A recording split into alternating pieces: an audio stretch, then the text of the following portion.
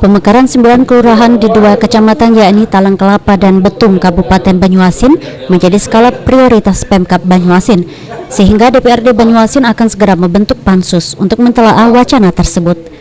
Hal tersebut terungkap saat sosialisasi dan verifikasi pemekaran kelurahan di kantor Kecamatan Talang Kelapa yang dihadiri oleh anggota Komisi 1 DPRD Banyuasin Budi Santoso dan anggota DPRD Dapil Talang Kelapa dan Tanjung Lago Muhammad Nasir.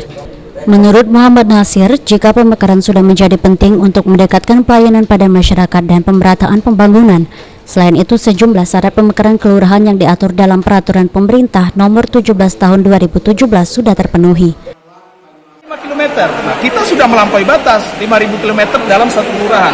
Dan yang ketiga adalah syarat terkait lamanya kelurahan minimal 5 tahun, dan kita sudah diketahui bahwasanya sudah lebih dari 5 tahun. Nah, landasan ini adalah berdasarkan ketentuan Undang-Undang tentang Pemerintah Daerah, Undang-Undang 23 tahun 2014 tentang Pemerintah Daerah, sebagaimana sudah diubah menjadi Undang-Undang nomor 9 tahun 2015 tentang Pemerintah Daerah. Lalu PP nomor 17 2018 tentang Kecamatan.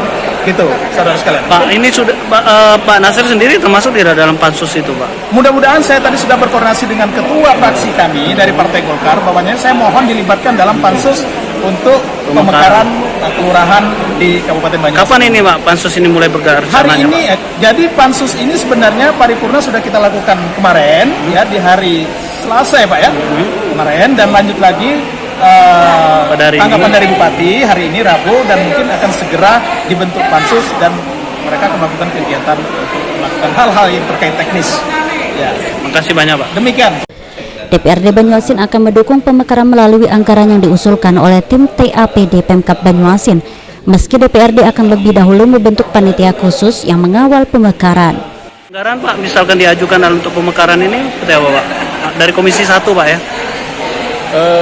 Sejauh itu sudah masuk dalam ranah pembahasan anggaran di Badan Anggaran Legislatif dan Tim Anggaran Pemerintah Daerah. Tentunya kami dari Komisi 1 siap untuk mendukung backup anggaran terkait dengan pemekaran kelurahan di 2 kecamatan ini, mengingat pemekaran kelurahan di 2 kecamatan ini saya rasa sudah menjadi pilihan yang rasional ketika dalam kerangka rasionalitas terkait dengan kebijakan publik tentunya. Oke. Atas wacana pemekaran di 9 kelurahan, Sekretaris Daerah Banyuasin yang turut menghadiri kegiatan tersebut didampingi Camat Talang Kelapa Arifin Nasution dan Kabak Tapeng Pujanto mendukung wacana tersebut.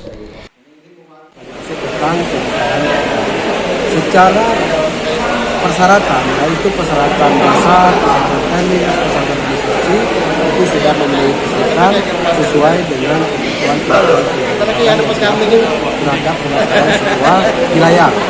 Dan selanjutnya apabila rakerda ini selesai disahkan, maka tahap selanjutnya kita akan mengajukan kode wilayah ke Menteri Dalam Negeri melalui Gubernur. Pak, estimasinya, Pak, kapan, Pak, selesai ini semua proses ini, Pak? Proses ini kita awali mungkin di tahun 2022. Pertama tahun 2022, kita tidak bisa memastikan bulan berapa. Nah, ini masih berkaitan dengan kita minta kode wilayah dari Gubernur. Biasanya juga dari Menteri Dalam Negeri ke wilayah pusat itu akan turun ke lapangan memberikan secara langsung. Maka memang benar dari segi persyaratan yang dilakukan itu sudah terbukti atau memenuhi syarat sesuai.